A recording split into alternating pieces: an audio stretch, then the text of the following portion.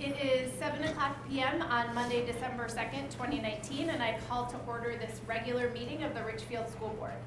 In attendance this evening are board members Peter Tenzing, John Ashmead, Christine Malik, and I am Crystal Brackey. Paula Cole will be joining us shortly, and board member Tim Paulus is unable to be here this evening. But also at the table we have student board member Lucy Luna and Superintendent Steve Unowski.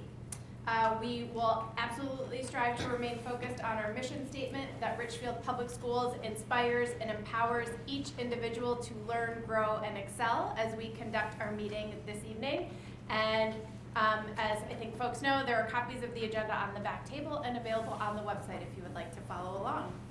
Our first item of business this evening is to approve the agenda before us. Is anyone prepared to move the agenda? I'll move the agenda as presented. I will second. So we have a motion by Ms. Malik and a second by Mr. Tenzing. Any discussion?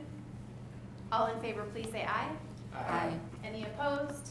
The chair votes aye, and the agenda is approved. So we move into the information and proposals non-action items section of the agenda, which this evening has 3 substantive items in the superintendent update, including the annual public truth in taxation hearing. And just a quick note that the next opportunity for public comment will be at our board meeting on Monday, December 16th. And so with that, I turn it over to Superintendent Unowski to introduce the topics before us. Thank you, Board Chair Brackey. As you pointed out, this is our annual Truth in Taxation meeting, and while we do have public comment at the end or at next meeting, actually, if there are those of the public who would like to make comment at the end of our Truth in Taxation meeting, that opportunity is provided at the end of the presentation. And so without further ado, we will turn things over to Chief Human Resource and Administrative Officer Craig Holge to walk us through Truth in Taxation. Very good. Thank you very much. This is the annual opportunity for us to share with the public formal information about our budget, as well as the impact of the tax levy for the school district, specifically for this coming 2020 year.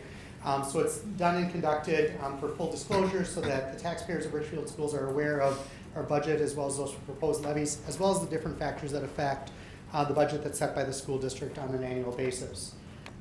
Looking quickly, it is a requirement that a public meeting be held for this purpose between November 24th and December 30th. The event has to occur sometime after 6 p.m. It used to be that it had to be outside of a regular meeting, so it used to be before the 7 p.m. meeting, but now it is able to be a part of a regularly scheduled meeting. We can adopt the levy, or the board can adopt the levy at the same meeting, and as Dr. Unowski indicated, there is that requirement that we also provide opportunity for public comment specific to this purpose following the presentation. It does include the current year budget, prior year actual revenue and expenditures, the proposed property tax levy, including the percentage increases, as well as the specific purpose and reasons the taxes are being increased. I'm going to move fairly quickly through this presentation. It is a rather long presentation in documents, but a lot of information is included in here. Overall, we're going to look at school funding, the district's budget, the proposed tax levy, and taxes payable for 2020, as well as have that opportunity for public comments.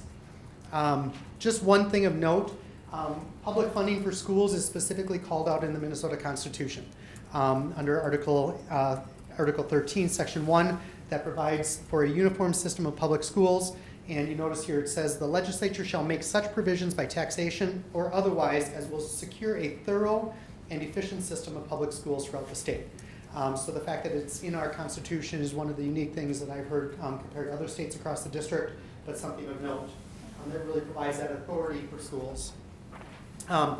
Funding is highly regulated, so where other agencies have a lot of opportunities for their levies and their funding, for us, the state sets the formulas which determine the revenue, and most of our revenue in the school district is based on the number of students that we're serving or per pupil.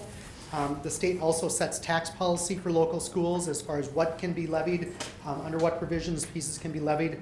And it also sets a maximum authorized property tax levy. Districts can levy less, but not more than the amount authorized by the state, unless approved by voters. And even if approved by voters, there are still limits that the state has put on what school districts can levy. The state authorizes school boards to submit referendums for operating and capital needs to voters for approval, both of which the school district accesses. Just kind of looking at state funding for education specifically, and one of the reasons why schools have become more reliant on property tax levies is the state general education revenue formula has not kept pace with inflation when looking at an analysis of that since 2002-2003. For fiscal year 1920, the legislature did approve an increase of 2% or $126 per year, and that also was approved for 2020 and 2021 school year. An increase of 2% or $129 was approved. And just for reference and note, per pupil allowance for fiscal year 2021 of $6,567 would need to increase by another $639 or 9.7% to have kept pace with inflation since 2002-2003. The next slide just shows a good graphical representation of where that started with the funding in 2003 at $4,966 and how that's been impacted by the inflation that's been identified by the Department of Education as well as where that state formula has provided. So this just graphically shows that representation. Another funding situation that the school district faces is the underfunding of special education. We've talked a lot about that here at the board meetings. MD reports that in fiscal year 2018, the cost of providing special education programs was underfunded by $822 million in the state of Minnesota, an average of 40% underfunded. Underfunding of special education costs requires a transfer of regular program funds into supporting those mandated state and federal law special education programs. Just for our reference, translating that into statewide average, it provides a funding shortfall of $5,705 per special education student. So that's kind of that impact for us if we look at our special education students per student, how much that additional cost would be. Primary options to bridge special education funding are to cut regular program budgets or increase referendum revenue, both of which are things that Richfield schools have done, along with most other school districts in the state of Minnesota. We've seen a growing dependence on referendum revenue because of that state difference in maintaining that cost of the increases in cost of inflation. So in 1992-93, 65% of districts had operating referendum averaging $332 per pupil. And just on a statewide basis for 2021, all Minnesota school districts now have referendum revenue and or local optional revenue levy authority averaging $1,475 per pupil. Referendum revenue includes both local optional revenue, which is authority that's been granted by the state for school districts to increase their referendum. For Richfield, because we already had voter-approved referendums in place, that just replaced what the voters had previously approved. So it gave authority to school districts that had not been successful at approving referendums, but those that had, it took away that and just put that under the board authority. Those two combined 13.2% of general fund operating revenues in the state of Minnesota. Of this amount, about half of that statewide average is voter approved, and about half is local optional revenue for 2021. Just for reference also, this is statewide data. Similar data for the metro area, the Association of Metro School Districts, that average of LOR and voter approved referendum is $1,843 per student, and Richfield's amount is $1,839. So close to that average, but just below that average of the metro school districts in that association. And that data was for 1920. We do know that some schools have approved a new referendum in this last fall referendum election, and so we'll anticipate changes on that as well. Changes in tax levy does not determine changes in budget. First point here, just the tax levy is based on many state-determined formulas, many different things that have specific categories that they can be levied for and only specific purposes that they can be used. So it's very complex. Some increases in tax levies actually are revenue neutral, being offset by reductions in state aid. The expenditure budget is limited by state set revenue formulas, voter approved levies, and fund balance. And an increase in school taxes does not always correlate to an equal increase in the budget. And so just some other factors there, the complexity of that work. Just a couple highlights here, just showing kind of the different budgeting cycles. So cities and counties really are approving levies currently for the 2020 year for their budget cycle, January 1, 2020 to December 31, 2020. For us, we actually start the process in July.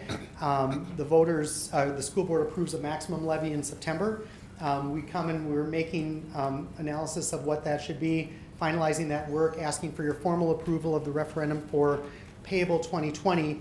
But the money is not to be used by the school district until the school budget cycle of July 1, 2020 through June 30, 2021. So this money doesn't come into the district operations effective January. It comes into the district operations for our next budget cycle starting July 1, 2020. Looking at our budget information, and there's a whole lot of detail in these next few pages. We're just going to highlight a couple different pieces. All school district budgets are divided into separate funds. This slide lists those specific funds that are within it.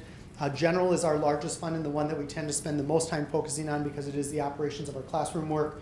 But we do also have food service and community education or community service, which are separate funds and really have to be maintained separately. Our building construction is a fund that was generated with our most recent facilities project. And then debt service, our trust fund, annual budgets are not prepared for this fund specifically. Internal service is our self-funded insurance program for both our medical and our dental programming. And then we have our OPEB trust and our OPEB debt services. This next page is a highlight of the board publication for the budget. It includes the fiscal year 2019 beginning fund balances, so that would be the July 1, 2018 beginning fund balance, the revenues and the expenditures moving into and out of each one of those funds, the June 30, 2019 actual fund balances, and this does represent the audited numbers for these components, so this is actually after the audit and with those details. The projected revenues for 2019-2020, which is our current budget cycle for revenues and expenditures, and what our projected fund balance is. This separates some of these funds a little bit differently than what we typically look at. The general or the restricted is its own area, and then the general or the other are categorized into that next level. So it combines those in two separate lines and doesn't merge them together. The building construction fund, which is the fifth line down, just to note, you'll see that that's one that's going down. That's money that was bonded for our facilities projects, where that money now is being spent over the next 4 or 5 years. And so it's intentionally going down in how that's being spent, and you can see a large dip in the expenditures here this coming year. And then the total of all funds showing a fund balance of $143,029,000 beginning July 1, 2018. June 30, 2019, that going to $135,542,000, and then projected for the end of this year at $83,901,000. Again, the bulk of that reduction really ties in with that construction project, and so the first two lines with the general restrictions and the general other are the ones that we combine specifically. As we heard in the audit report, we've seen significant increases in those fund balances that we as a district and the board have asked us to build sustainability for the most recent referendum, and some of those increases in those fund balances are designed specifically for that purpose. When we look at how the money is being used, how the money is coming into the district, you can see 81.1% is general fund, so that's that largest part of our program. 3.5 is food service, 2.6 is community service. Building construction, this is revenue specific, so that is anticipated interest earned as part of those investments or those proceeds of the bond sale. Debt service is 10.3%, and then the OPEB is a small component of that as well. Looking at where those funds come from, we see just under 67% comes from the state, and then 27.3% comes from our property taxes. 3.8% is federal, so the bulk of that is state, with 27% funded by our tax levy that's being approved this month. And then we take a look at where those funds are going, and this is specific to the general fund expenditures. 42% goes towards regular instruction, 19.3% goes to special education instruction. Instructional support is 7.6%. This is primarily our technology and our media and some of those instructional supports that are provided. And then pupil support services would include our counselors, social workers, as well as our transportation. Transportation is one of the largest factors in that. The rest, sites and buildings, so our facilities 10.5%, and the rest of that is 2 to 4%, with 4% in administration and 3% in district support services. And then another way that we take a look at this is building down by object and where that money is being spent on a expenditure or what we're purchasing with that. 57% is salaries and wages. Another 20.5% is employee benefits. So 77.6% really is our investment in people and the human capital that are performing the work and the mission of the Richfield Public Schools. Just under 14% is purchase services, 5% supplies, capital expenditures are 1%, and then debt and other smaller components there. That covers the information regarding the budget and specific to where the district is spending money and where the revenue comes from. Moving on to the payable 2020 property tax levy. We're going to cover the determination of the levy, compare the 19 and 20 levies, talk about specific reasons for changes and the impact on the taxpayers. Property tax background, really every owner of taxable property pays property taxes to various taxing jurisdictions. This includes not just school districts, but special districts, cities and townships and counties in which property is located. Each taxing jurisdiction sets their own tax levy based on limits set by law, and the county sends the bills, collects the taxes for the property owners, and then distributes that to the various municipalities. So the payments go to Hennepin County, but Hennepin County then distributes those accordingly. This may look familiar to you in that full compliance and making sure all property owners have information available to them. This is a sample of what those proposed taxes look like. It covers the different municipalities, how much their tax was the previous year, how much the proposed tax based on the recommendations that were set in September would be. And then for school districts specifically, it breaks it down between voter approved and other levies for school districts. So when people see these amounts, one thing to note, it's not just school districts. School districts are separate from cities and counties, and so looking into the details is also helpful. It also provides information about the estimated market value of those properties, and we'll talk a little bit about how that has changed in Richfield when we start looking at the impact of the proposed levy. The school district property taxes, really our limits again are set by state law as well as by voter approval, so there are restrictions within that. We have over 40 different categories that are available to the school district for levies, and the Minnesota Department of Education really calculates all of these detailed levy limits for each school district, so they're responsible for maintaining that and processing that. Property tax background, just key steps are summarized on the next slide. Any of these steps may affect taxes on a parcel or property, but the district has control over only one of the 7 steps. You can see that's highlighted in yellow. But just to note, kind of on the left-hand side of this is having to do with the valuation of property and what the tax capacity is. And that really is set by the city, county, the legislature, and the county auditor. So that really is the valuation of properties, homeowners, how those change based on market values. And then on the right side, the state sets, the legislature sets formulas for us, Department of Education calculates that, and then the board adopts a proposed levy in September based on the limits, and then a final levy adopted in December. And then the county auditor processes through that. So on the right side, it really is application of the formulas that are available, set by the state. Just kind of looking at some of these events, September 8th, MDE prepared and distributed first draft of levies. September 16th, the school board approved that proposed levy, and it was approved at the maximum with the idea that there's things can change from that or move down. You just can't increase that once it's approved. Mid-November, the proposed property tax statements were mailed out. Public hearing is tonight with the proposed levy at regular meeting, and then following this levy, the school board can certify that final levy either at tonight's meeting or at the next board meeting. The overview of the proposed levies. The 2020 levy for Richfield schools represents a decrease from 2019 of $28,014, which is a 0.1% decrease. One of the things we've worked to try to do is keep things as flat as possible and what that impact is. State law requires that we explain reasons for major increases of the levy, and some decreases in specific levies will also be explained as well. This next document just kind of overviews those voter-approved referendums, board-approved referendums, and the different components of it.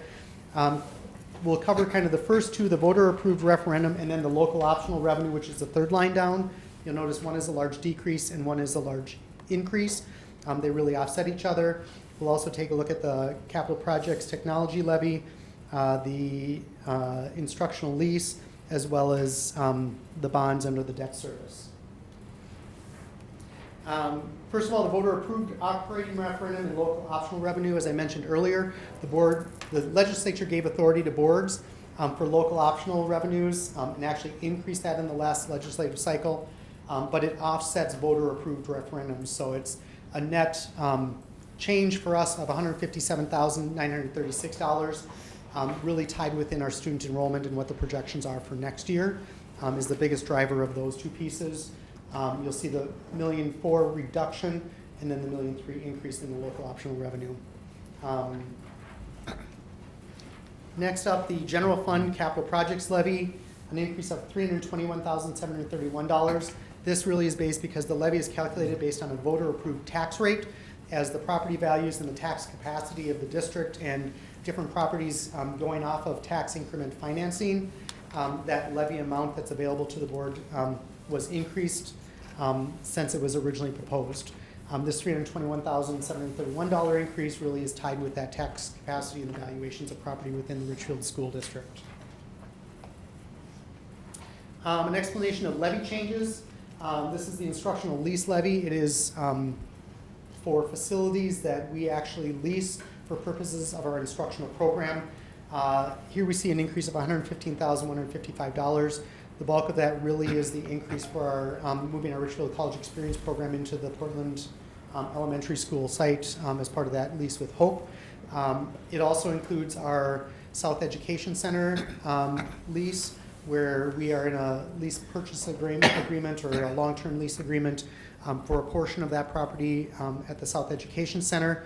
Also includes ice time, gym time, ski hill time, golf course time for some of our extracurricular activities, South Metro Adult Basic Education, and then a portion of the 287 intermediate district levies that are apportioned to our portion of the membership. So some of this are leases for facilities where intermediate district 287 is leases, and that is passed on to the different member districts as part of their financial responsibility.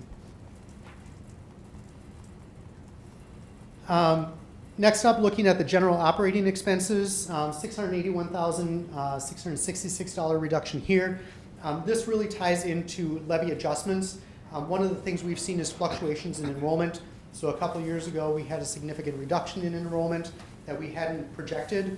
We ended up leasing for that the previous year, and so we had a, actually the first one in 2019, it was a positive increase from previous. In 2020, we're looking at reconciling some reductions in levies as well based on enrollment changes. So these are adjustments because we're levying based on the kids that we think are going to be here next year. If there's more, then in future years we have more authority to levy for that portion. If we have fewer kids show up, then levy funds are taken away from us to basically balance those out based on the actual enrollment for that year. And then moving on to a couple of debt service, and I'm going to kind of tie these together because we did this strategically a number of years when we implemented the other post-employment benefit bonds.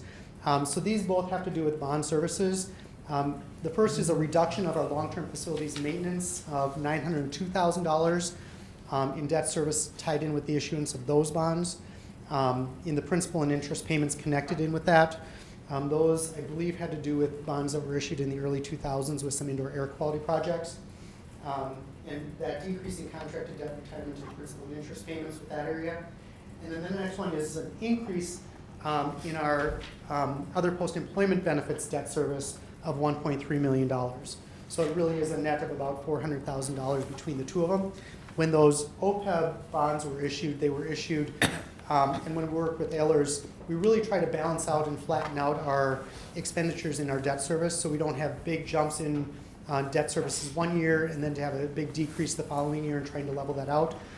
So we see increases in principal payments for those other post-employment benefits based on how those were set up, meant to coincide with that reduction in the long-term facilities maintenance.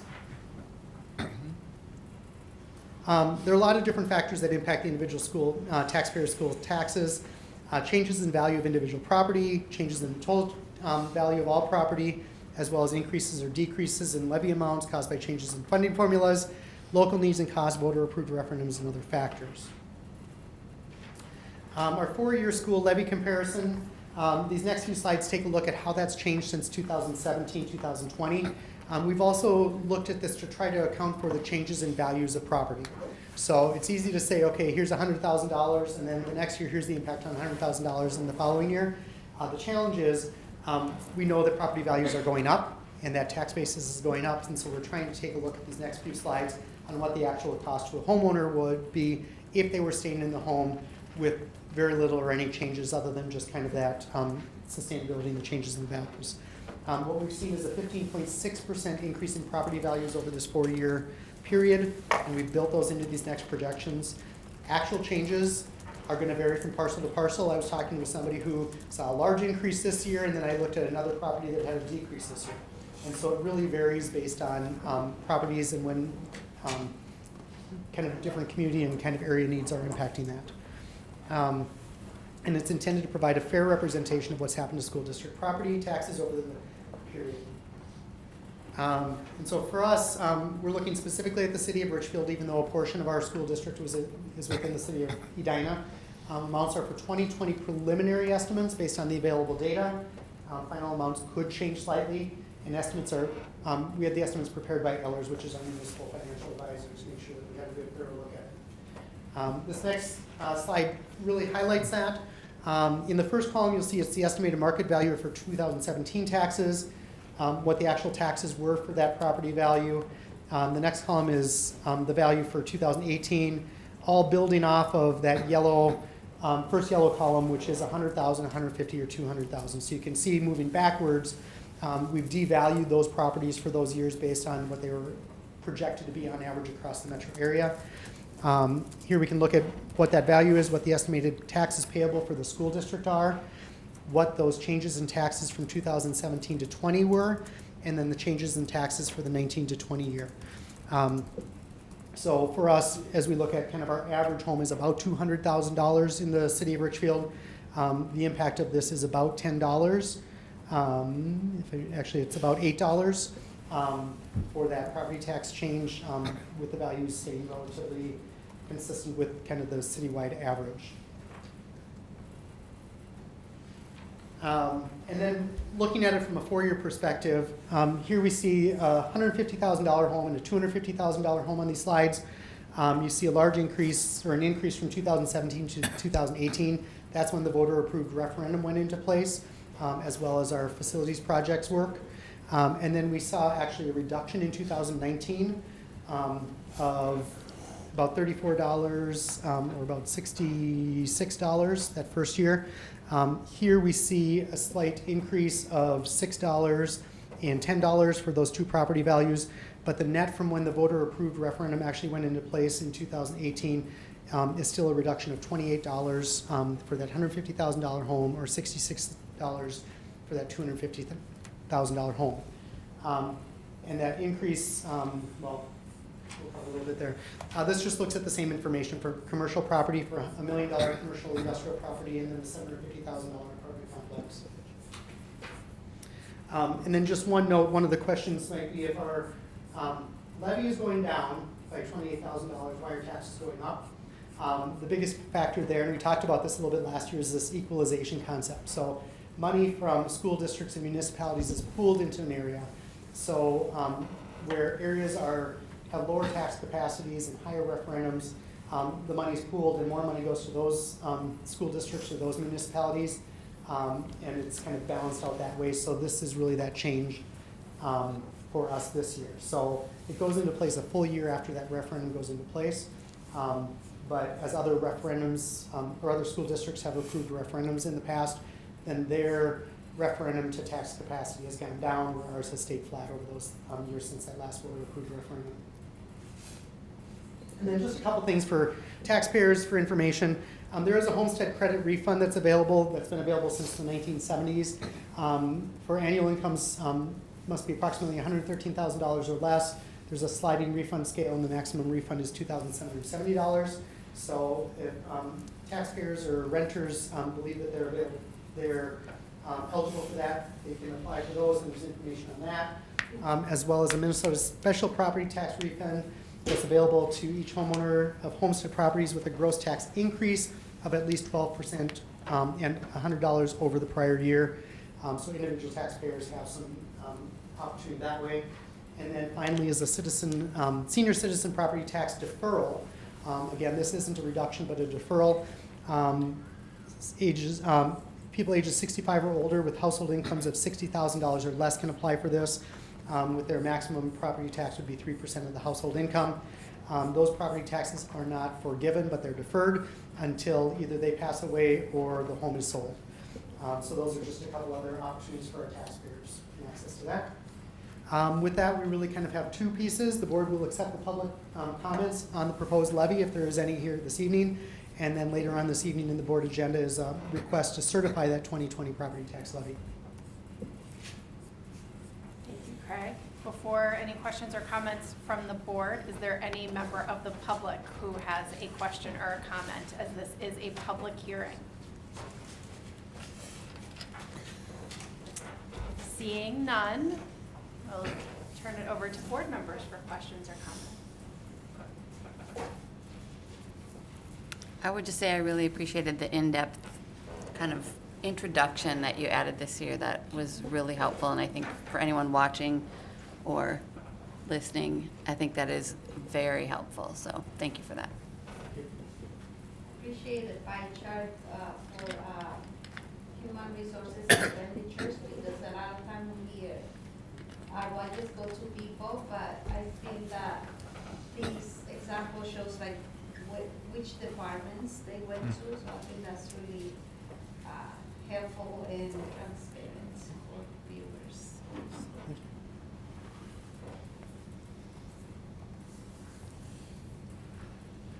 Seeing no other comments, we will, as you said, come back to this item later on in the agenda for our formal approval.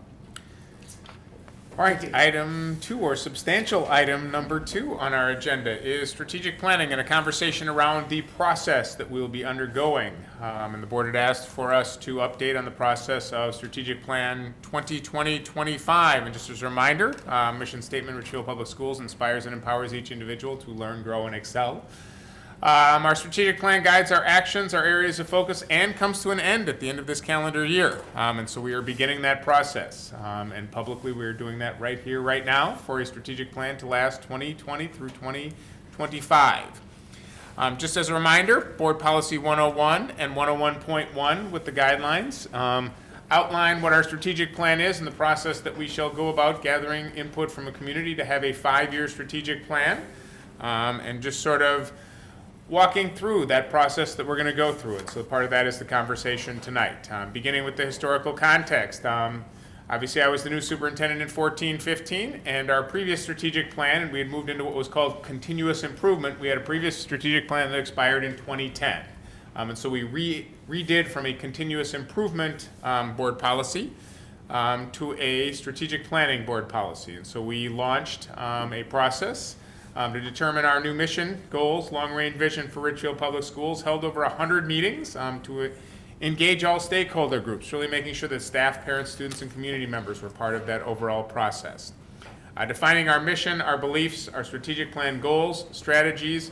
Then we also developed visions in terms of our vision cards, and more recently we revitalized our brand and created some branding materials to continue talking about who we are and what do we stand for. So I'm not going to read through each of these particular slides, but I'm just going to point out that as we go through the strategic planning process, and a lot of this presentation will be in the first large group meeting, making sure that we all start from understanding of what is our strategic plan, what is our mission, what are our beliefs, and how have we gone about in terms of this process.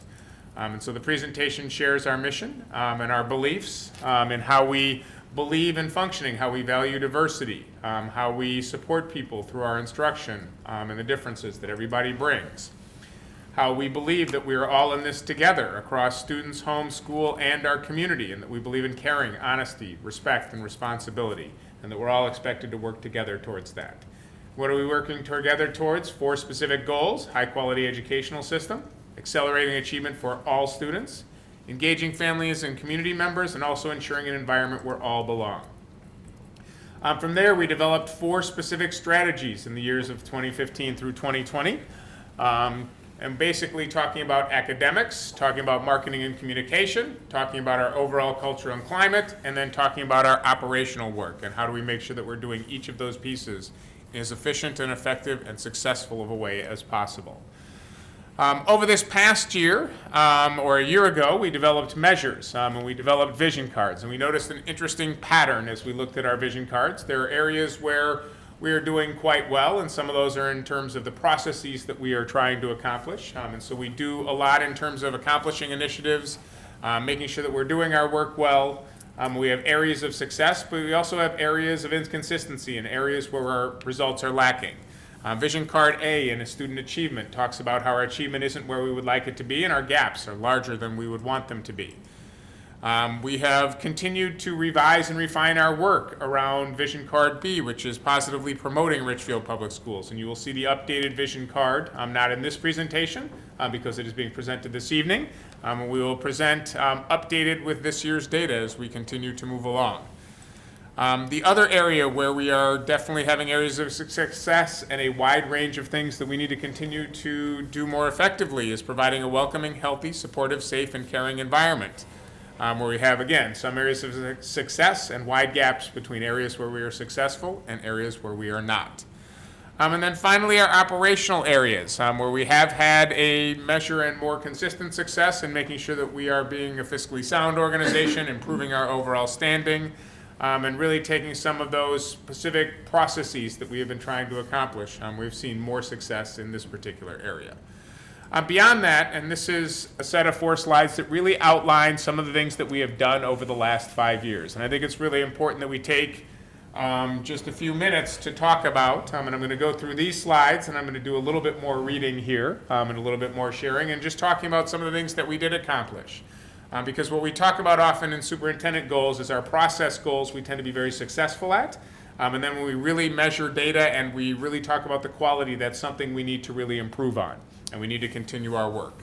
But each of the things outlined in the next 4 slides are specific actions and activities that our strategic plan set out, and things that we talked about trying to do in terms of revising our graduation standards, which required us to expand the secondary school day, launching early college and career pathways, expanding dual language and adding the seal of biliteracy, K-12, launching Q-Comp teacher evaluation and systemic evaluations, increasing our overall graduation rate, college credits achieved, launching our own pre-K and early childhood programs, community ed programs, and also overhauling our curriculum, pre-K through 12. Areas that will continue focus, but a lot of things that we have accomplished. Similarly, we renewed our brand, messaging, and logos, and added recruitment and retention events to try to support our students, including transition activities between schools. Deepened our partnership with city leadership and staff, and overhauled our website and communications materials, expanding our translation services and our supports to all of our students. Provided equity training to all of our staff and expanded outreach worker staffing, even though in other areas we might have had to reduce. Added social emotional staffing, revised our student behavior handbooks and policies, launched crisis manuals and postvention manuals and trained staff across the district. Implemented universal free breakfast, free snacks, after-school nutrition, and with our Beacons program, also dinner for students. Launched a health center, added mental health supports in every one of our buildings, expanded our food shelves, expanded our clothing shelves, and launched comprehensive enrichment after-school and summer programming this past year through Beacons. Additionally, in our operational areas, increased teacher and administrative diversity, expanded partnerships with colleges, renewed and increased operating referendum funds, and successfully passed the facility bond referendum to improve all our buildings, launched district surveys, implemented 1-to-1 and 2-to-1 technology, provided all staff with laptops, increased our fund balance and our fiscal rating, and improved our buildings, grounds, and facilities. And I did that purposely in a way to put all that together, but also go through it relatively quickly, because as we did this in our management team and leadership, we have done a great amount of activities, and we have really launched a large amount of things through our strategic plan to make Richfield Public Schools a better place for our students, our staff, and our community. And what you see is a theme that we've talked about a lot over the last 5 years. And that theme is we do a lot of great work, and we really have to focus on the depth of our implementation. We really have to focus on the quality of our implementation. As we talk about our collaborative relationship with our unions, they will talk about all that we have accomplished, and they would talk about how now what would be best is for us to truly focus on doing this work and doing this work to the best of all of our abilities. Thinking thematically about a next strategic plan, some of the focus, I believe, of our conversation needs to be around quality, needs to be around depth, because the pace of the large amount of things we have implemented to really improve our district has been a pace of high-level accomplishment. As we refine our brand and we talk about who we will be over those next 5 years, it started, one of the things that we really did revising our brand, and you'll notice Richfield as part of the header name to all of our schools, to make sure that we're talking about all of our schools and all of our program are one Richfield, one group, one team. Coming up with some brand messages and some things to definitely integrate into our future strategic planning, that we are a real community that offers personalized learning, rich opportunities, and innovation in action. As we begin to bring this together, here is the overall timeline that we are looking at. And so this month and next month, reviewing our strategic plan 2015 to 2020 and reviewing our measures on vision cards. And then in January 2020, creating that first outline of our plan that integrates new branding, where we will begin launching large monthly meetings to gather input from our stakeholders. Over those next 4 or 5 months after that, holding monthly meetings with committees for additional input. And I'm going to walk through that particular component and what that looks like. At the end, I'm doing a final synthesis of our meeting themes and presenting a final draft of Strategic Plan 2020-2025 to the board. What it actually looks like in action on a monthly basis is we hold a large group community meeting, gathering input, feedback, and recommendations. Now, what we do know about large community meetings is not everybody is able to participate. So while we will feed people, we will provide childcare, we will provide translation services and supports. We also know that that's not the best venue for everything. And so the first assignment of management team, which comes in their first meeting of the month then, is preparing them to gather more input and sending them out to committees, advisories, PTOs, and a wide range of input opportunities at schools, student government, student clubs, safe and supportive schools, but then also doing additional outreach to parents to make sure that we're really not just having the typical represented voices, but assigning staff to make sure that we are getting underrepresented voices and all voices into this conversation. Then bringing that back to the second management team and helping to synthesize that and put it together to bring right back to the next month's large group meeting. And so each month we follow this same cycle. The large group talks, puts things together. Management team then takes that information out to the community, gathers a wide range of input, helps synthesize and put it together to bring it right back to that large group meeting. The large group meetings themselves, organized with dinner and social opportunity for people, just to sort of set the stage. Presentation and info share. So some of the things you saw tonight will be the initial presentation, but from that point forward in February, the first presentation would be the information that has been gathered and put together by the large group and also by the additional voices to bring back.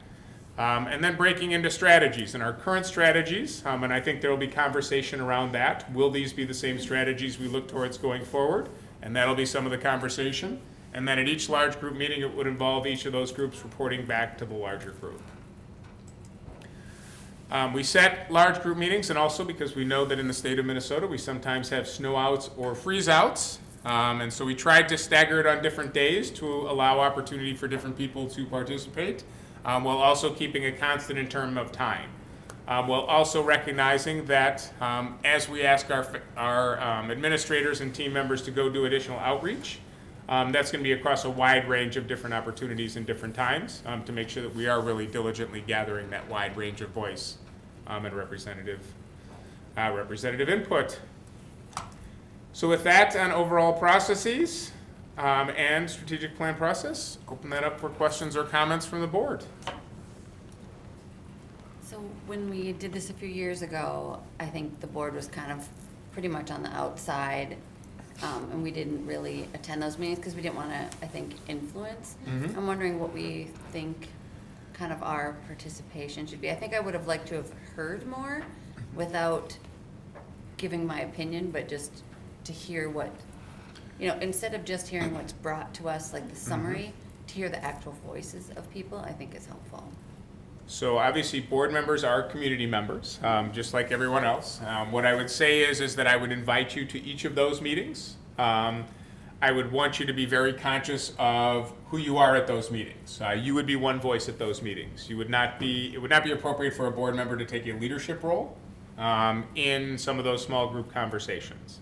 However, certainly would encourage board members to come to large group meetings. And then also, as board members are part of committees and advisories, it would make sense for you to participate in that committee advisory as those become opportunities.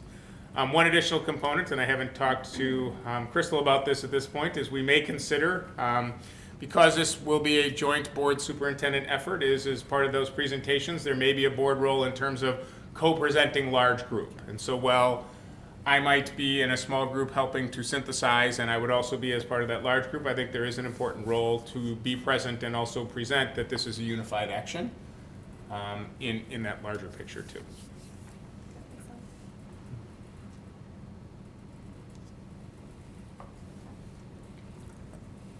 Well, otherwise, I would just say it's really nice to have it clearly mapped out. It's nicely organized.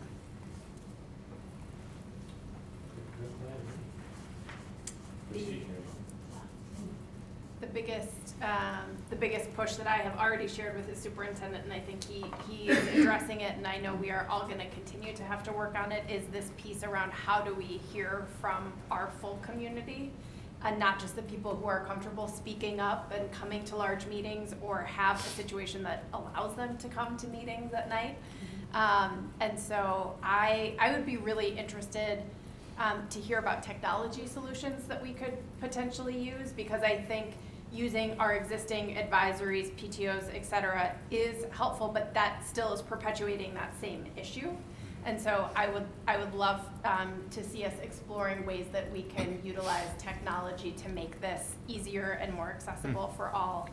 And then I think the other thing is how to see the ways in which students are going to be built into the process during the school day.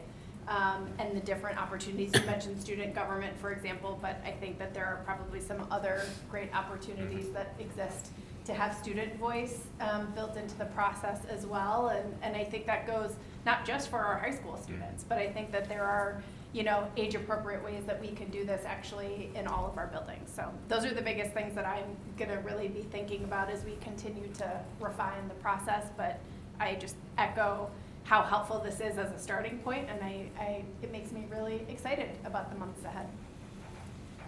And as you were saying that, I thought perhaps some outreach to the city and any way that they might like to participate also.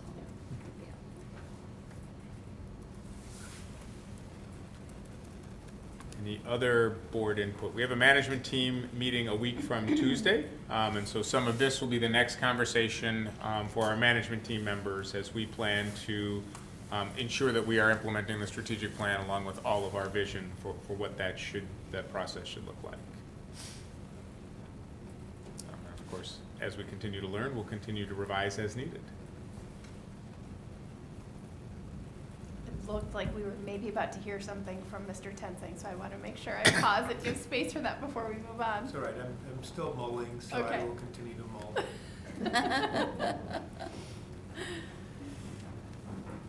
Anybody else? Anything else? It's okay to obviously share thoughts at the end of the meeting or following up with Steve directly as well, as we all continue to mull. Absolutely, and then as a reminder, obviously, if anything is not working or needs adjustment, we have months upon months to alter and work our way through the process should we need to course correct at any point on any of the things, if some of the things aren't working out the way we need them to, in terms of gathering all of that voice and input. All right, I will move on to vision cards. And as a reminder, last year, we worked on developing vision cards, which is our public accountability system, in a way that we can remain focused on our top priorities in our strategic plan and be able to report back how are we doing in terms of our strategies, goals, actions, and activities. We do have and have developed one card for each of our strategies and one additional student measures achievement card. So Vision Card A is around providing challenging, relevant, and engaging educational opportunities for all students that will increase learning. And so there are processes involved in there, and then there are actual measures of student achievement. We'll positively promote Richfield Public Schools, which is the card we are presenting tonight. We'll provide a welcoming, healthy, supportive, safe, and caring environment. And then we will acquire and align human, financial, operational, and technology resources to maximize organizational goals. Those are our 4 strategic plan strategies, each with measures to talk about success. And one of the things that we've talked about is our measures are not written in stone, and as we find areas where we might need to adjust, where our bar might be or how we are measuring, those are things that we'll continue to evaluate and continue to improve upon as we move forward. And so in terms of this year's vision card, total number of pre-K-12 students, what you have is you have the vision card, you have the support data on the slide next, and then the slide after is last year's vision card. And so as a reminder, some of our data turned out to be baseline data, and so there are areas where we're certainly going to need to adjust because as we look to continue to increase where we're doing and how we're performing, some of those will adjust. So for example, total number of new pre-K to 12 student applications in the June 1st to August 31st window, which is kind of that overall summer. We're looking for an increase, a 0 to 5% increase was considered level 3, 5 to 10% level 4, and 10% plus level 5. We went from 72 in 2018 to 112, and so that number will actually automatically adjust itself up should we keep that measure, and the new baseline would be set at 112 as we look to continue to add applications, the number of students and families bringing in applications. Annual overall retention of students, and again, we're looking at and we've set that bar back towards past history, so we did have an improvement in each of these 2 areas, looking at a level 4.5, which indicates between 70 or 97 and 99% retention, or an overall maintenance rate of our overall enrollment somewhere in that mid to high 90 percentile level. Obviously, we would like to continue to adjust that upwards and have our baseline set more at a level 3 is at 100% retention, or we maintain our enrollment. But those are things that we're going to have to continue to look at and adjust as we move forward. We have also seen improvements on our surveys, with parents reporting on their survey that they would recommend Richfield Public Schools, and stakeholders reporting on their survey that Richfield Public Schools is promoted in a positive manner. Similarly, those are things that are definitely not where we would like them to be. Somewhere in the 70 to 75 or 72% feel like Richfield is promoted in a positive manner, and 74% of families would recommend Richfield Public Schools to other families. Areas where we're going to continue to move that baseline up, because that is one of those areas where we want to see ourselves much closer to 100%. Participation in extracurricular activities, where we look at that as both a duplicated and non-duplicated count. We saw a small increase in percentage of students participating, and we also saw a small increase in the number of families participating in community ed activities outside of school time. So we saw each of those areas with our bars growing. A high score does not fully necessarily mean that we are exactly where we'd like to be. What it means is we have definitely improved, and that we want to move our baseline as we continue to refine our overall measures and our overall measurement. And so with that, I will pause and ask for feedback, input, or questions.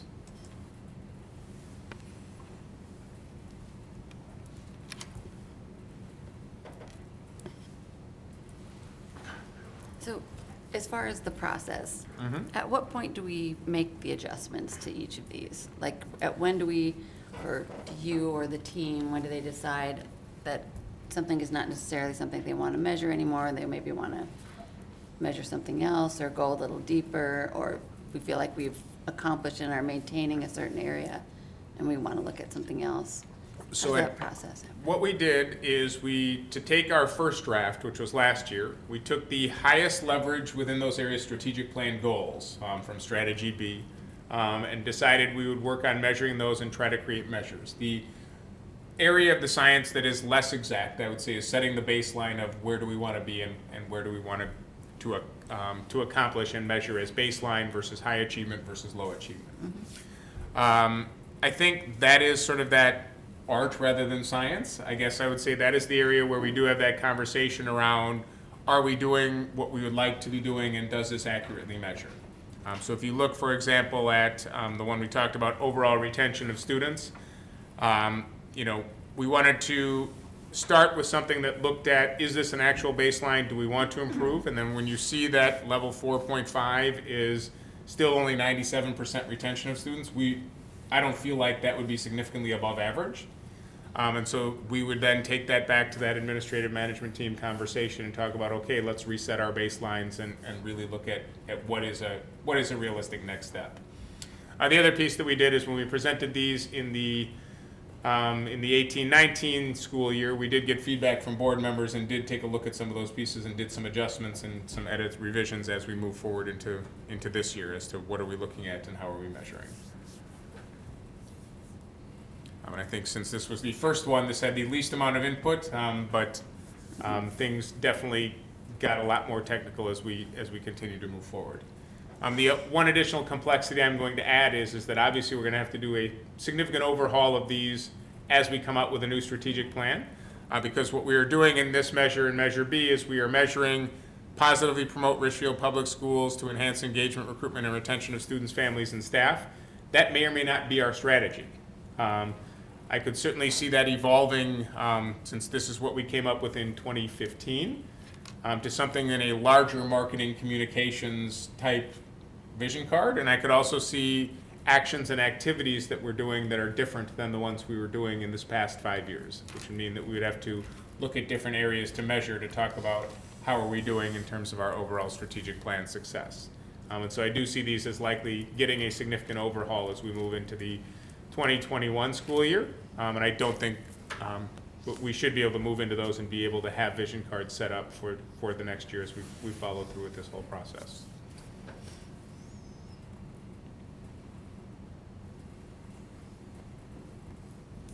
I was just going to share, I find it helpful to have the visual dashboard and then the spreadsheet that follows, especially since that is where you can see the comparison in terms of just numbers from one year to the next. And to be able to see that actually there were improvements on every single one of these measures from last year to this year, I think is extremely helpful.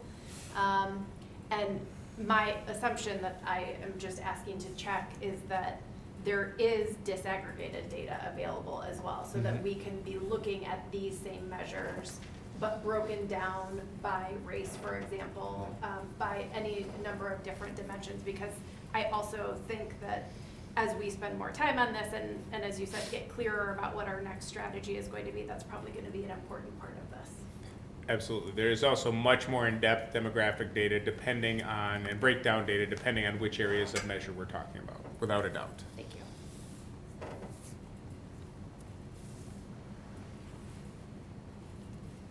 Any other questions or comments?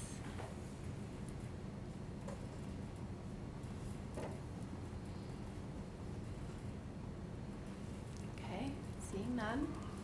Just want to make sure.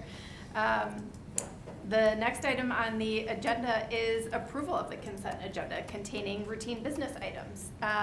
So unless there is an individual item that a board member would like to request pulled for separate conversation, we could entertain a motion to approve the consent agenda before us.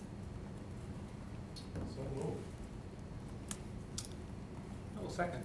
So we have a motion by Mr. Ashmead and a second by Mr. Tensing. Any discussion? All in favor, please say aye. Aye. Any opposed? The chair votes aye, and the consent agenda is approved. And we move into old business items before us this evening, the first two of which are related to our facilities work across the district. And I am assuming we're going to welcome Craig Wilkie back up to the microphone. We absolutely are. Yeah, very good, thank you. We have another change order that's requested for asbestos abatement specifically for STEM. It is change order number 1 for this project of $27,825. Having to do with some additional abatement of pipe insulation that's been identified during the construction project. Total change order now is $27,825, which increases the original project from $183,300 to $211,125. And then just a reminder for the board as well, each one of these change orders goes through a process of review and analysis by ICS as well as WOLD. under any construction project, especially remodeling projects like we have going on in Richfield schools.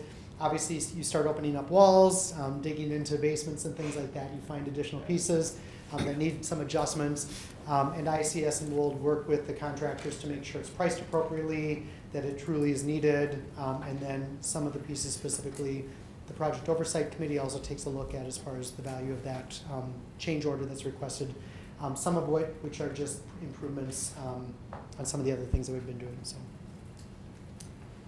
the request is for that approval of change order 1 for that Arstem's abatement project. Thank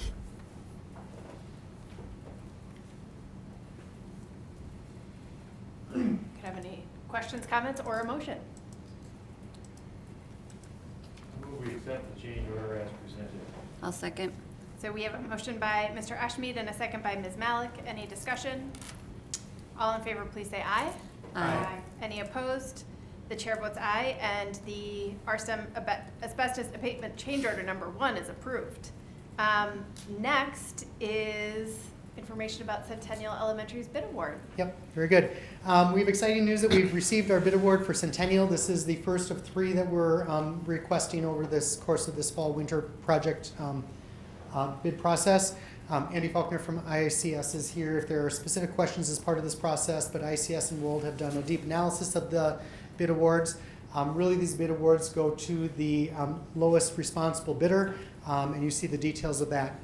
We were fortunate to have 9 different responses to this bid, so it created a competitive process. Really, the recommendation here is to award the bid to Ebert Inc., doing business as Ebert Construction, who was the lowest bidder with a bid of $6,759,200, and authorize the administration to enter into a contract for that project. We did issue an alternate that was included in this bid award as well for a new operable wall system as part of the Centennial Gym cafeteria area, that division there. Really needed some additional work, but the scope of that project was a little bit unique, so we issued that as a separate bid. As I said, there were 9 bids.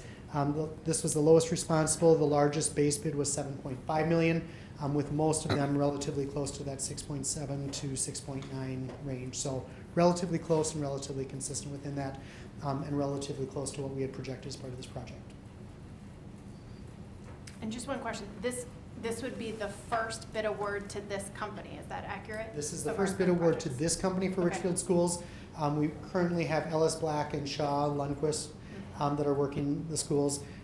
Both WOLD and ICS have worked with Ebert Construction, and so they're not a new group and somebody that we're not familiar with how to work with them. The only observation I've got is there's a decimal point error on the bid tabulation.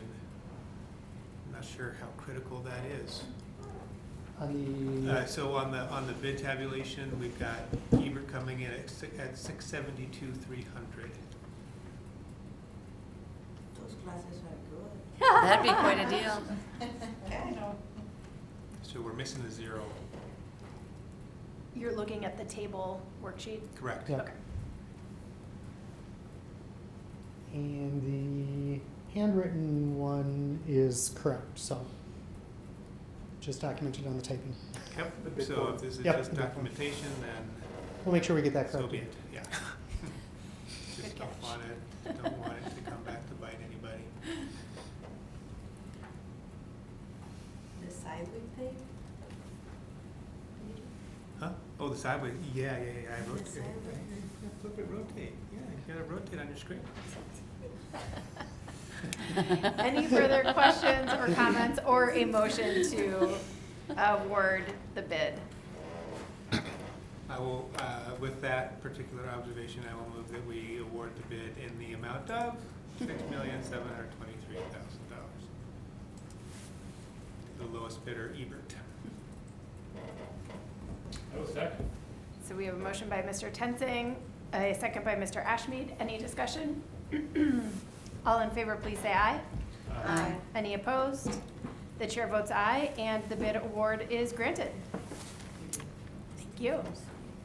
So next we have a second draft of revisions to Policy and Administrative Guidelines 582. which is a state mandated policy, and I understand we are not likely to move forward with passing this evening. Instead, this will just be further conversation. That is correct. So 582, staff notification of violent behavior of students and students with a history. These are required by the state of Minnesota, and obviously with some pretty significant updates.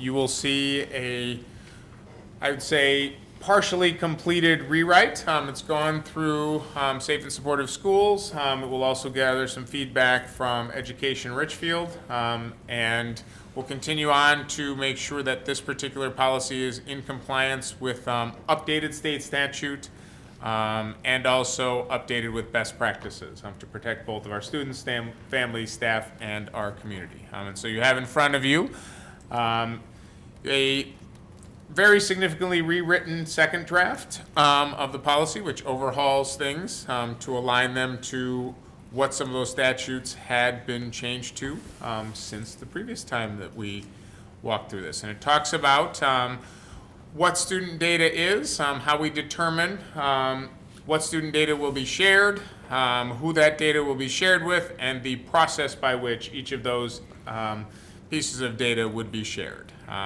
It also talks about how we would protect those records, and it would also talk about the method by which we would train staff and train our team in terms of how do you work your way through some of the tougher behavior challenges that can happen in schools with students. And so this is the overall policy, and then you will also see the form as guideline 582.1, which also shows how some of this information would be communicated.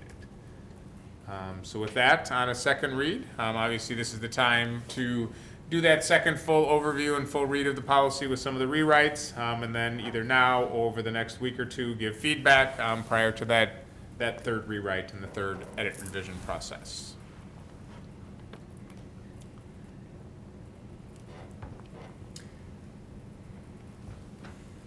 Again, I'm not sure how much of this is in policy or in guideline, which just simply has to do, so the policy itself, just reading the policy itself, and I guess I'm specifically looking at the parental notice section. It reads as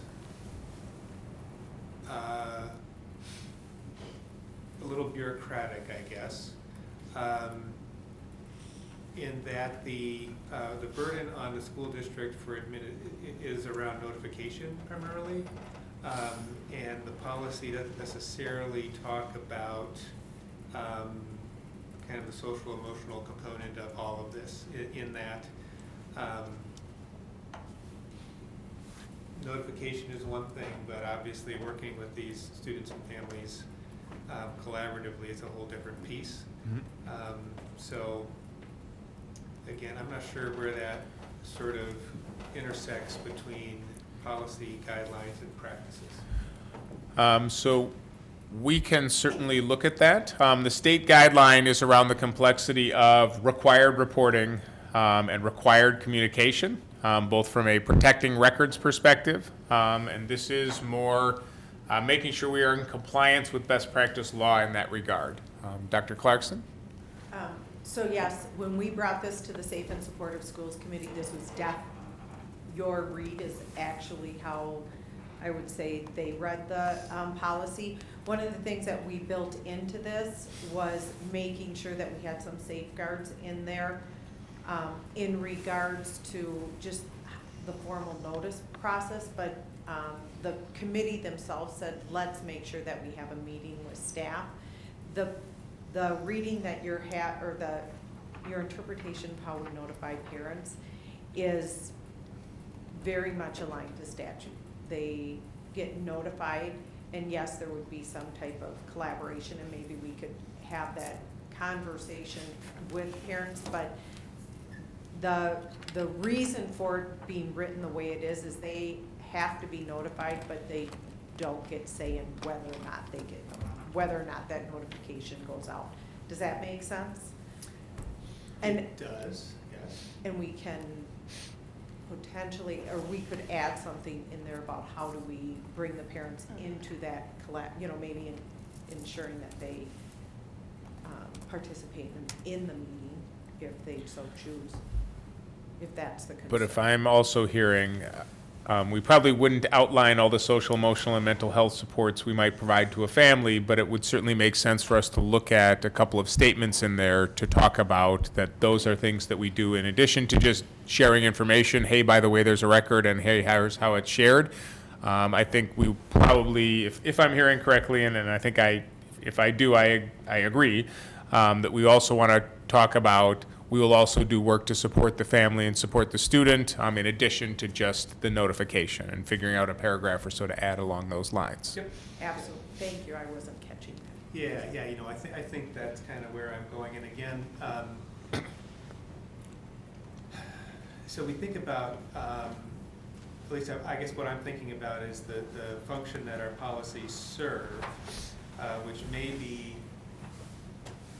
there may be multiple functions that our policies serve, but one of those functions is to be the commitment that that we're making as a school district to our families about what they can expect of us, and then sometimes what we can expect of them. I mean, that's sometimes in there too, but I think more of it is what they can expect of us. And so that's, again, this is, you know, as we're thinking about the alignment of policies, guidelines, practices, we know that there can be a disconnect sometimes between what we intend to do and what actually happens. And so I guess that this is where I'm just wanting us to be as clear as we can be. So we will look at doing some clarification around the social, emotion, human component of this policy, so it doesn't read in a way that isn't what we intended. And Okay, thank you. Thanks. Sounds good, and is aligned to some of the feedback that I had shared earlier Mhm. as well. So I appreciate the work that will continue on this one. Any other comments? Okay, seeing none, we will move on to the proposed legislative platform for 2020. And so, having gotten feedback already, I'm going to suggest that even though it states final draft on the header, I'm going to suggest that this is not the final draft of our legislative platform. This was incorporating all of the feedback we had gotten prior to this particular meeting. And so we had narrowed things down. We had narrowed it down to 5. We have clarified some of the wording and really tried to push a smaller set of components than we had done previously. And so looking at priority, and not necessarily currently in order, but I think that's also something we want to double check. Expand programs and incentives to attract, develop, and retain teachers, particularly teachers of color and teachers in shortage areas. And so this aligns to MSBA and AMSD language that they have integrated, along with the things that we are working on, so that we can continue that alignment with those larger groups.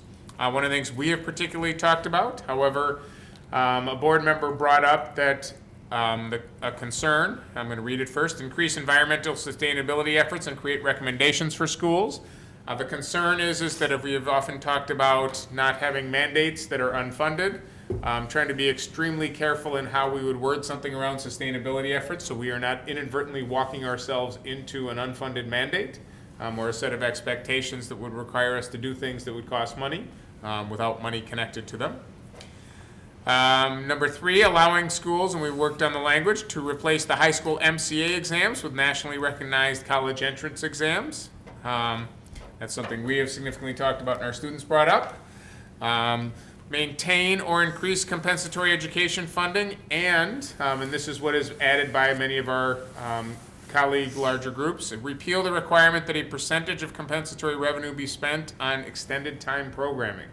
So right now, the funding changed just recently that to support students who are in poverty, which is what compensatory education funding and for basic skills, any additional increases in these funds for the future are aligned to after-school-based programming. And so they have created a mandate connected to that, which then essentially serves as a reduction to what's happening in the regular school day, because even as we know, with inflation, if those funds don't increase, that serves as a negative way. So it would essentially freeze us at our school day-based compensatory education funding without the repeal. So we want them to maintain or increase while removing that specific additional requirement.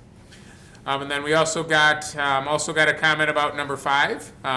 Allow locally elected school boards to renew existing operating referendum at the same level. And so while it has passed, that allows future ones to have that occur.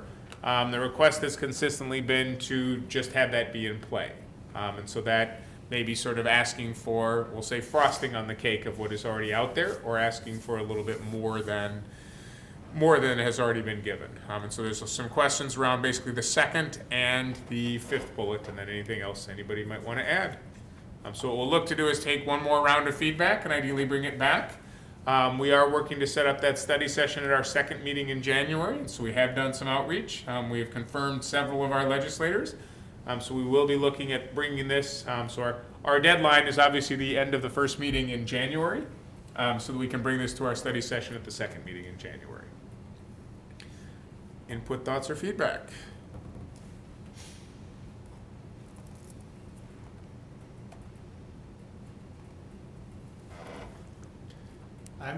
I'm pleased with this platform. I guess I'll make that statement. I think it's concise, and I think it hits some important points.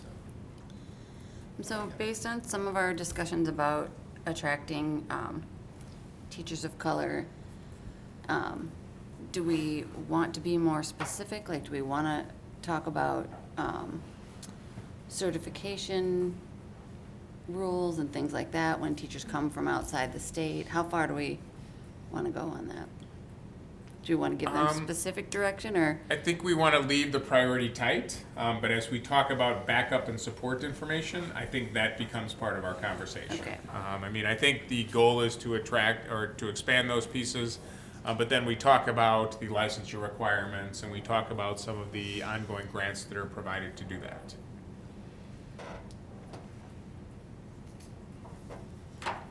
There's legislation about this already also out there, so I think by doing that, we show that we stand with the groups that are trying to do that. There's a big coalition, and there's the funding needed for like grow your own programs that are needed, right, to do that, and some recruitment ideas for like high school students and college students, and Friday and Saturday is the delegate assembly. So I'm gonna be there, and a lot of these things come back, and then that's when they do. So it's just good to have this idea very strong of where we're going and what we really are pushing for. Because when the debates start, that's when you start offering, sharing like what it means to us as a school district. That's great. I'm glad the timing works.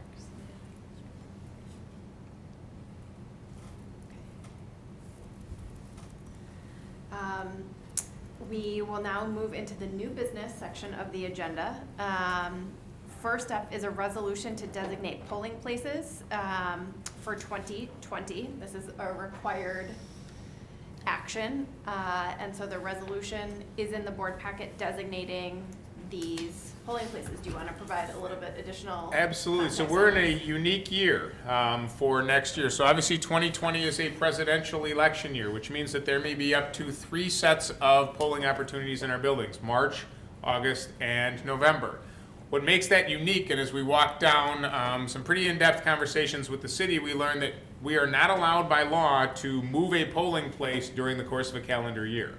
So any of our locations have to be available in March, August, and November. What that means is that unlike much of our past practice where we had voting at Centennial, RSTEM, Middle School, Central, and Sheridan, we actually don't know and don't believe that we will have all 3 of those dates available at Centennial, at Sheridan, or at our middle school.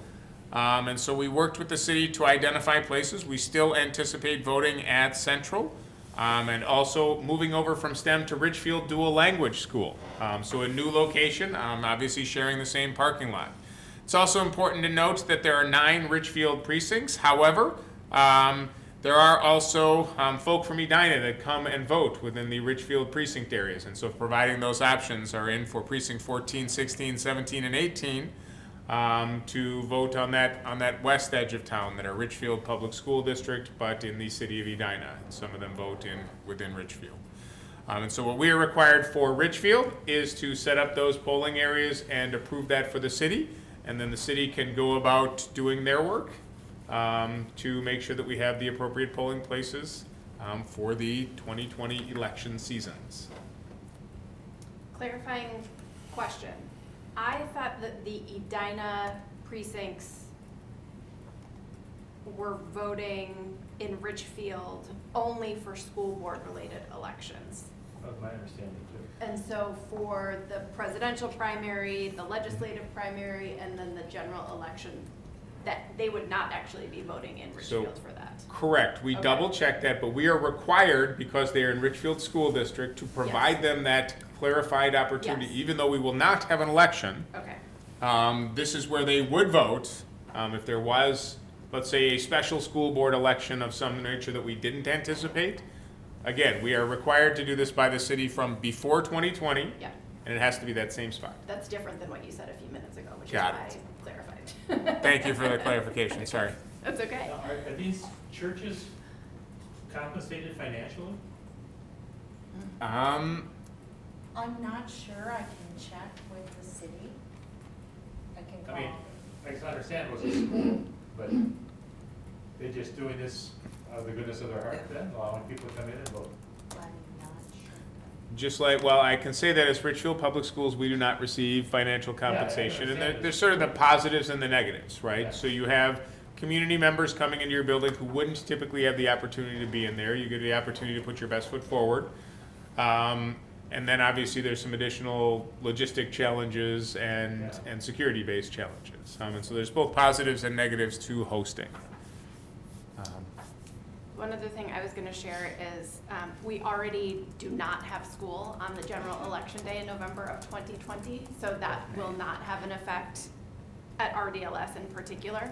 Obviously, school is not in session in August during that potential election, but the move to having an all-day presidential primary in March is a day where school will be in session at RDLS. So I think it's gonna be important for us to see how that goes and determine just, the impact of that. Because I know I have heard from some parents who are uncomfortable with the number of people that are coming in and out of a school on a voting day. So I think it's a good opportunity for us just to see what the impact is in terms of traffic and security and all sorts of things on that March 3rd primary date at RDLS. I think that is a long-term conversation for us to have Yeah. is, like I said, there are those positives and negatives. People have the opportunity to come into our buildings when voting is there. But on the negative side, people have the opportunity to come into our buildings. And so it is that safety and security question. Do we not have a place, I think we do, but where the entrance is separate from the students' entrance, like access, like maybe to a gym that, I don't know, cause like where I worked before, voters came to the gym from the parking, and then those days kids didn't go to the gym unless I took them to see people voting. But that way kept it very separate, so like the people come, they park, they come in, they vote, they go back out, and then there's absolutely no. Right, so we do the best that we can. So there are places like Richfield Middle School where we cordon off the auditorium, they go into to that entire entrance, and there is no access to the building. On the other side of the coin, in a building like Sheridan Hills, there is no opportunity whatsoever. On one election, we had a ramp where they went into the gymnasium. Yeah. But in a November where the weather might not be okay, we were lucky to have good weather on the day that we had them come straight into the auditorium. Otherwise, the only other entrance, they have to come in straight through the front door of the building. turn right, go down a hallway, and then they're in the gymnasium. And so there are logistic challenges specifically at Sheridan, for example, at Central, at Centennial. There are definitely logistic challenges, and they wouldn't be places where it would be easy, particularly in any form of weather, to have people be able to come inside and with a large group, like a presidential election, be able to be in a sheltered area and also fully separated from the kids. And then another question is probably not our responsibility, but how do voters know about these changes? There is broad-based communication, and I believe between the city, and I'm not sure because we don't have an election, but the city is expected to do some pretty broad-based communication. And then obviously, political parties have a significant investment in having their voters have this information. And so we pass this now and the city begins to publish it. And so then there becomes some pretty broad-based communication about this information. And the League of Women Voters has also started to talk about this. It was at a League of Women Voters meeting a couple of weeks ago where somebody said to me, oh, there aren't gonna be any school polling places next year. So they, you know, we are gonna have one. But they are already also thinking about this. Oh, you're right, Central as well. Two? They're also already thinking about Yeah. the change and how to share that information. So with that, we could entertain a motion to approve the polling places for 2020. So moved. So motion by Mr. Ashmead and a second by Ms. Cole. Any discussion? As this is a resolution, I will pull the board. Cole? Aye. Tenzing? Aye. Ashmead? Aye. Malik? Aye. The chair votes aye, and the resolution passes. Next, we have a proposed agreement with Education Richfield for the 2019-2020 and 2020-21 school years. And so I'm going to bring Mr. Holge back up to talk about a couple of contracts. One unique component we had a slight technology glitch with the Education Richfield contract, and so it is attached right there on the board entry page as a second link. So there is the packet, and there is the master agreement posted online on our website because there was a technology glitch that didn't have it integrated into the packet. Mr. Holge. So thank you. I am pleased to have for your approval tonight a collective bargaining agreement with Education Richfield and Richfield School District for the 2019, 2020, and 2020-21 school years. It is a 2-year agreement. It provides for the first year a 2% increase in the base salary schedule, no changes for health insurance and dental insurance, and then an increase in the environmental learning center stipends for the coordinator and then the assistant coordinator, as well as the daily rates connected with those. And then for year 2, July 1, 2020 through June 30th of 2021, we did something a little bit different, and it's similar to what we did in our last year's agreement, where we put dollar amounts on individual cells. Those dollar amounts really range between $1,000 and $1,850 per cell, averaging for those salary schedule improvements of approximately 2%. Health insurance and dental insurance had no change. In the second year, we also increased the co-curricular schedules by 2%. In Appendix D, we increased the hourly rate for ALC and staff development from $35 to $35.50 in that second year, and then increased all educational leader stipend positions by $500. So the bulk of those are $2,000 positions. They hadn't been increased since about 2008, 2009. So we added $500 to those, as well as the special education ed leaders, the staff development ed leaders, and technology ed leaders, I believe, were in that same category. Other language items, we clarified some language regarding the recall from unrequested leave of absences into teacher on special assignments. We currently have language that does not allow people to bump into those positions. We clarified that that also follows through if somebody exits that position, they aren't able to be recalled for one of those positions. Those positions really have specific selection criteria that are able to be qualified on that one. Added language regarding district liability for union dues deductions, updated some various memorandums of agreements, cleaned them up, made them more relevant to the current timing, and then also clarified that personal leave of absence requests must be submitted at least 2 work days in advance. Clarified the fact that you can't submit for a late Friday afternoon and then anticipate having that approved on Monday morning. So just some cleanup. Really appreciate the work of Education Richfield, a negotiating team, and their leadership in kind of moving this project forward. and coming to agreements in what we think really meets the needs of the organization as well as best meets the needs of employees as well. So with that, I offer that up for your approval tonight.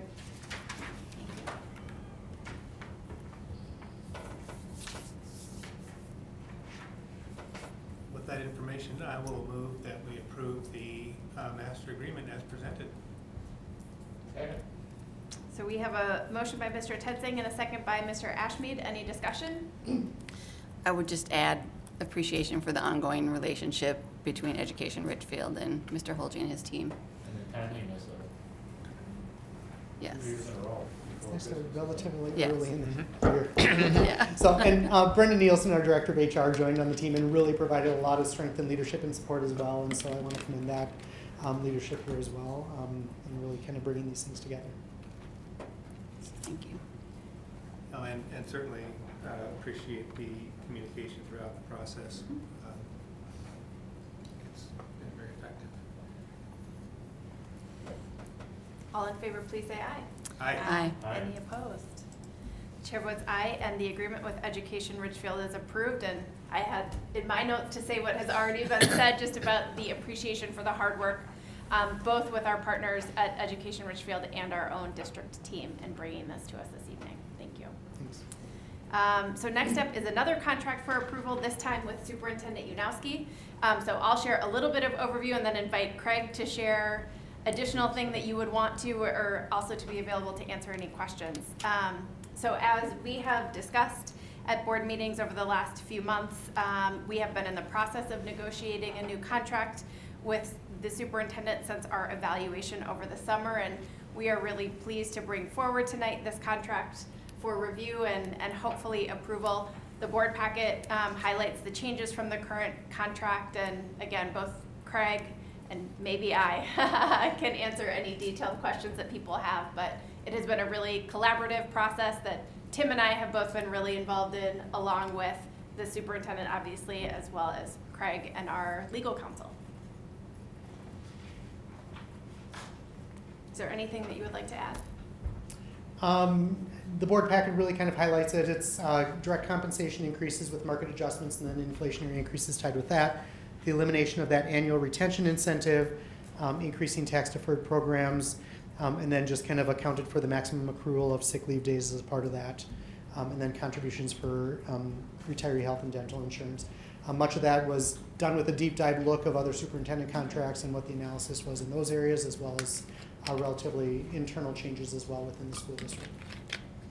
Yes, and I would take that opportunity to again thank our district team for collecting the information and the contracts from our neighbors and similar districts, because it is just invaluable in the process in terms of us really understanding what a fair and competitive contract is for superintendents in this area. So thank you very much.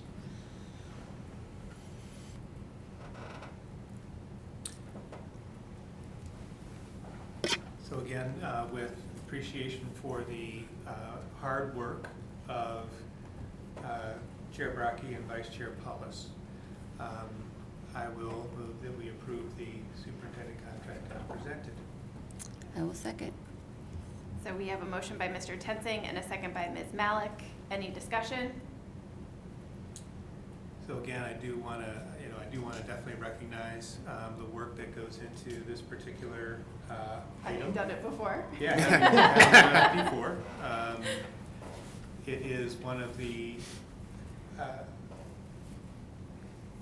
basically the role of the board in supervising the superintendent and overseeing the administration is one of our most important jobs.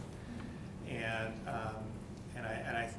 I really want to recognize the efforts of everybody in that relationship, knowing that this is it is a relationship. It goes 7 ways, 8 ways, there's a lot of people that are part of it. I just want to recognize the efforts of all to stay focused in on what our shared objectives are, which is serving the well-being of our students and sort of putting the well-being of the students in the community first. So recognize that. And as someone who has also participated in that event, I would also second the appreciation for you and Tim Paulus, for your work and your really good communication out to the rest of the board about what's happening and your gathering of information about how we felt about all of it. So thank you. Any other discussion?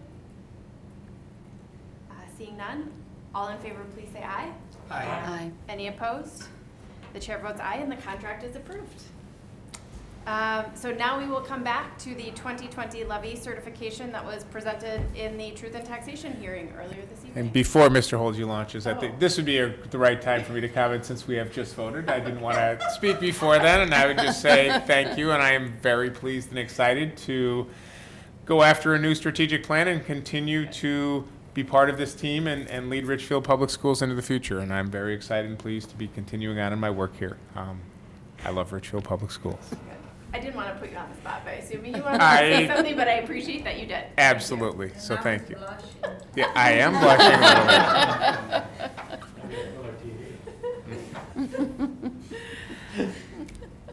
You're gonna blush too. Yeah. I'm fine right now, we'll Talking see. about levy. Yeah. We're all gonna blush with the levy. Yes, so, back to that.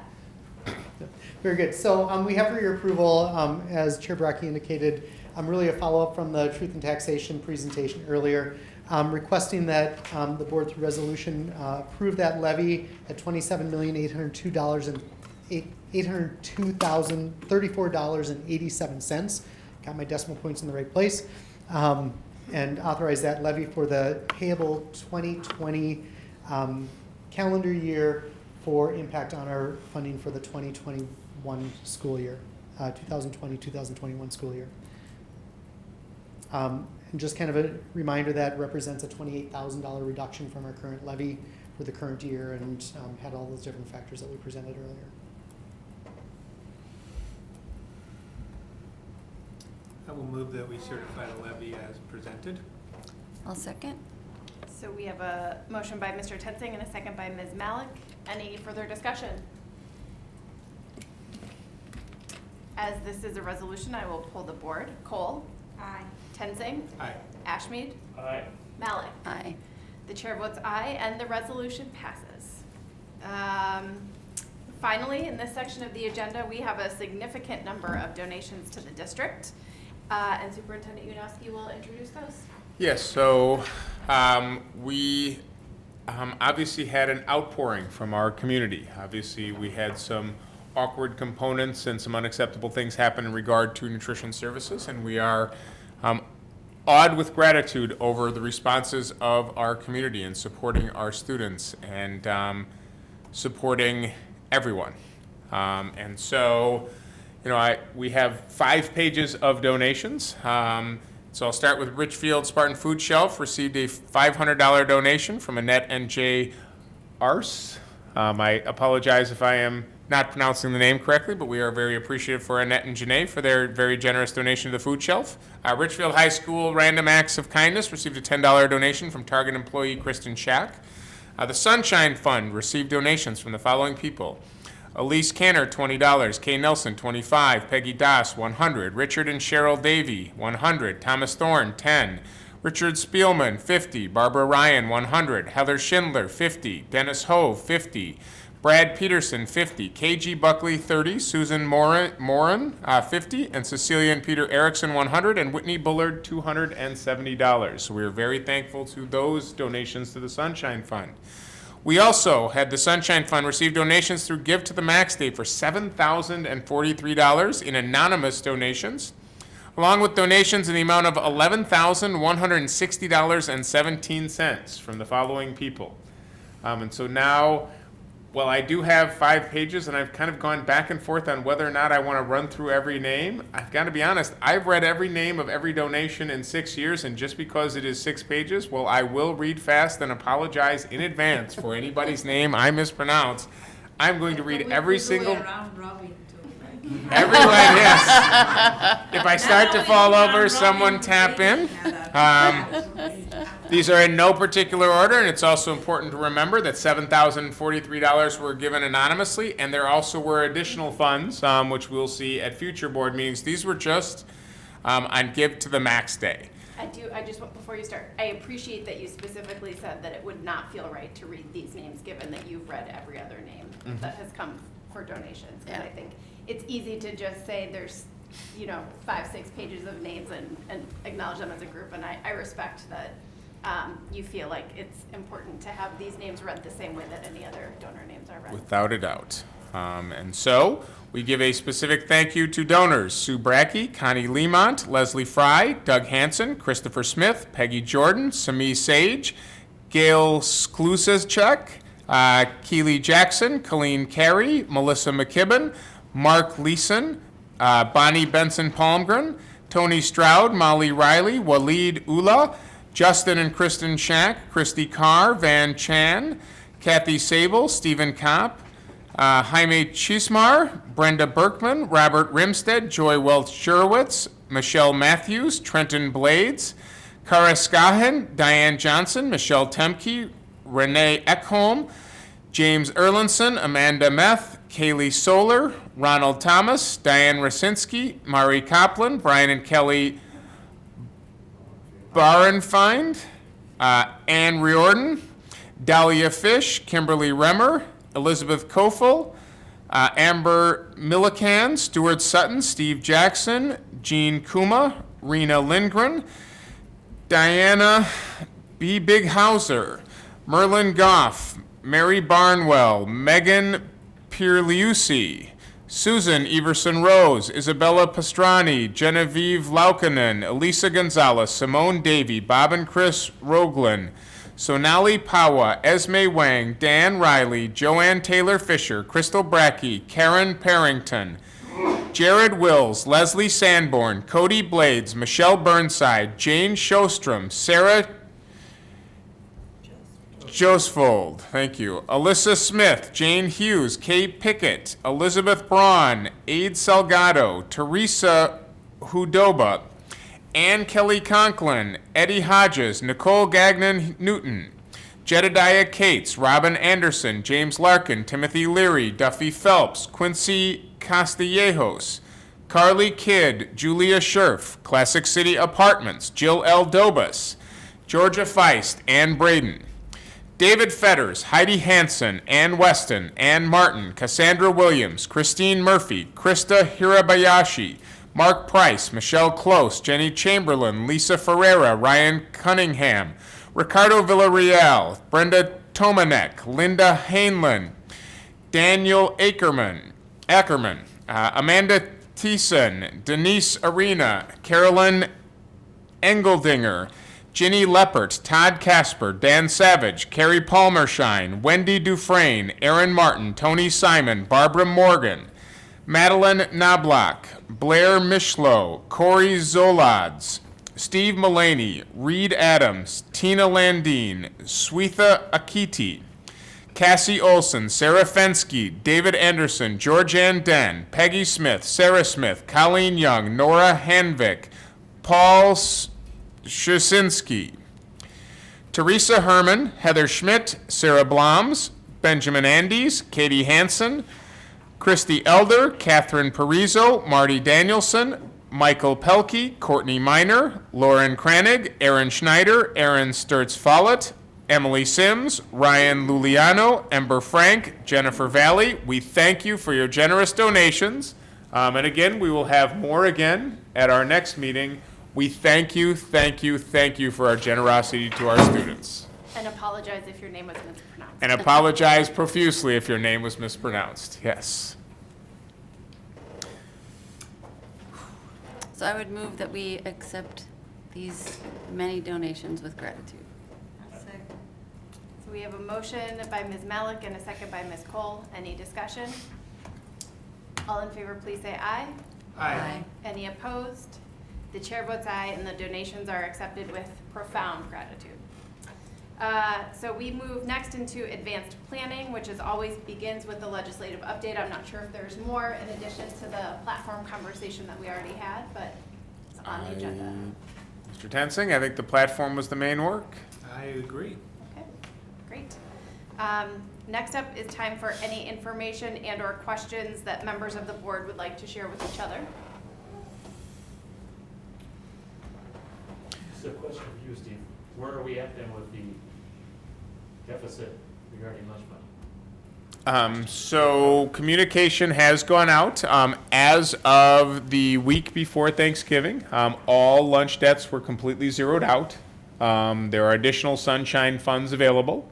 As I've talked about with Board Chair Brackey, and we'll continue on in a conversation, 2 years ago we passed a USDA requirement around how we will handle meal debt. And we were given two options. To pass it as a board policy was one option, and to pass it as a standard practice. At that time, we passed it as a standard practice. In consulting with Crystal, we agreed that we need to fully review and revise that. We need to bring that back to the board. We need to transition or consider transitioning from a standard practice to a board level policy. And we definitely need to very much in depth look at some of the practices that we have, because I think what occurred was not in line with what our expectations were. It was not in line with the practices that we have described, and so we need to figure out a different methodology, and obviously something completely different around how we handle meal debt and what we're doing. And so that's something I anticipate coming to board in the near future, and for us to really begin looking at and dig into to give a full overhaul.